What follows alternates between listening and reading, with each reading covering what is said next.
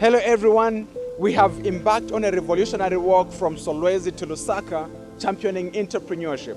This is a journey of about 600 kilometers. The question we have repeatedly received is, why are we troubling ourselves? Why move such an extreme distance? So let me begin by addressing why embark on a walk before I address why we are embarking on a walk. You see, all through history, walks have played a pivotal role. So if you looked at prominent figures like Martin Luther embarked on 3 major walks amongst many other walks, pushing for racial equality. And those walks played a pivotal role in achieving that. Mahatma Gandhi pushed a number of walks. Amongst them, there is the famous Soti walk, which played a pivotal role in the independence of India from Britain. So walks all through history have played a pivotal role. Now, how do they do that and how do they help achieve that? Walks arrest attention, and when attention is arrested, ideologies are then communicated. So in this particular case, having arrested attention, this is what we are pushing for. We are pushing for entrepreneurship. We are championing for entrepreneurship. With that said, we have 5 pillars in this particular walk. The first one is to create awareness that entrepreneurship is the way to go. For the longest time, we have believed as Zambians that you need to go to school, get a job, and become successful. Entrepreneurship has been unheard of. So we are creating awareness that entrepreneurship is the way to go. Why? Because jobs are now difficult to find. Actually, this cuts across Africa. It takes an average of 6 to 7 years to get a job in your field of study across Africa. And there has been this belief that those that seek the route of entrepreneurship are risk takers, and those that seek the route of being employed are risk averse. Let me be quick to indicate that tables have actually changed. Those that seek the route of employment are the real risk takers. Let me explain. It takes an average of 7 years to get a job in a field of study. So if 2 people graduate today, one decides to search for employment and gets employed after 7 years, and one decides to enterprise with their skills, imagine how much they could achieve in 7 years. And if anything, unless if you are employed by the government, if you are employed in the private sector, you are certainly employed by an entrepreneur. And here's something interesting that you might have not paid attention to. When the economy is tough, when Corona has hit, when things are not moving so well, guess who is fired first between the entrepreneur and the employee? The employee is fired first before the entrepreneur is fired out of business. So then, who is the risk taker? The risk taker is the one who is at the mercy of the other person. What are we putting across? We are just creating awareness that we can enterprise, and we are encouraging people to enterprise. So that is the first pillar. The second pillar is challenging us to change our mindset. Our mindset as Zambians is retrogressive. It is not progressive.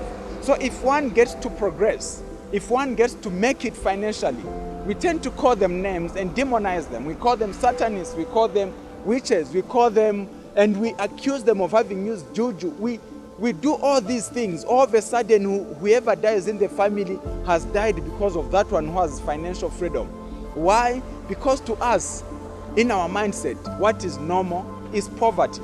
So this is the mindset that we would wish to change in this generation, because our continent and our nation cannot develop with this kind of mindset. I should be quick to mention this.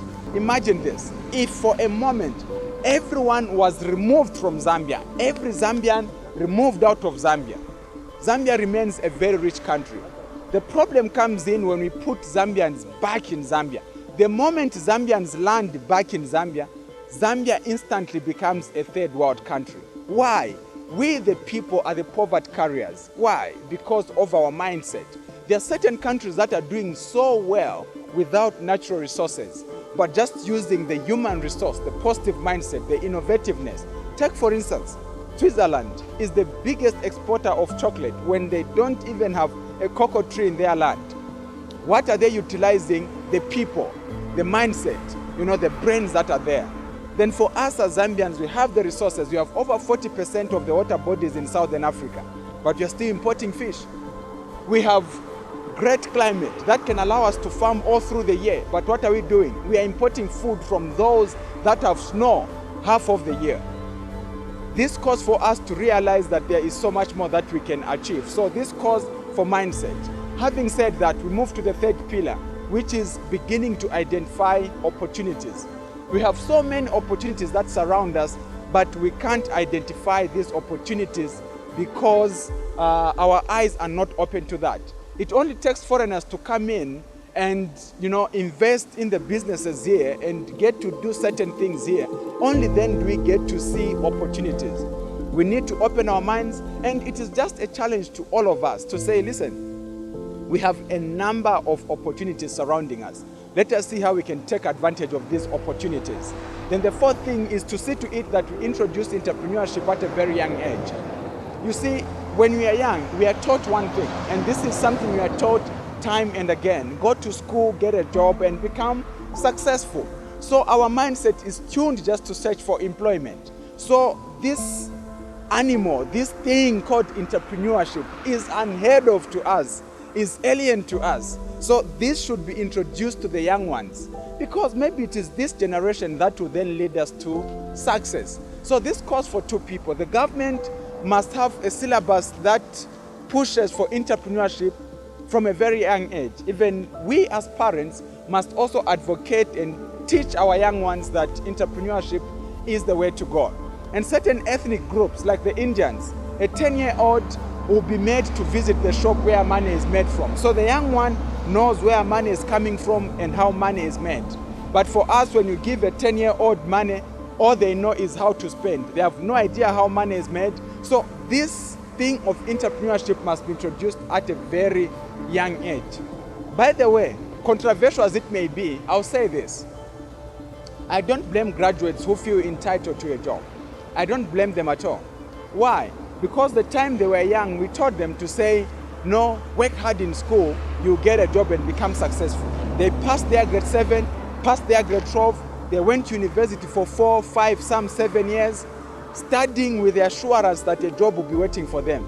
After graduating, we are now then telling them to say, now throw your degree away, begin hustling, get into entrepreneurship. Those guys are not wired to think like entrepreneurs. Why? Because we never taught them when they were growing up to say you can make it through entrepreneurship. So let us take it upon ourselves to share the spirit of entrepreneurship at a very young age. Then finally, the fifth pillar, we have come. This is a reminder to all of us that we are the ones to develop our nation. No one is spending sleepless nights anywhere for the cause of seeing how Zambia could be developed. No one. If there are people that are going to develop this nation, it is yourself and myself. Let us hold hands. Let us not think that politicians will change the trajectory of this country without us putting our hands to the plow. No politician can save Zambia without Zambians being cognizant and putting their hands to the plow. We'll vote, revote, and do whatever we want. No president, no politician will save us until the day we realize that we as Zambians are the answers to the challenges that we face as a nation. So let us all hold hands and see how we can develop this country. I shouldn't kid that maybe Zambia has been waiting for a time such as this when you and myself will be alive to change the narrative.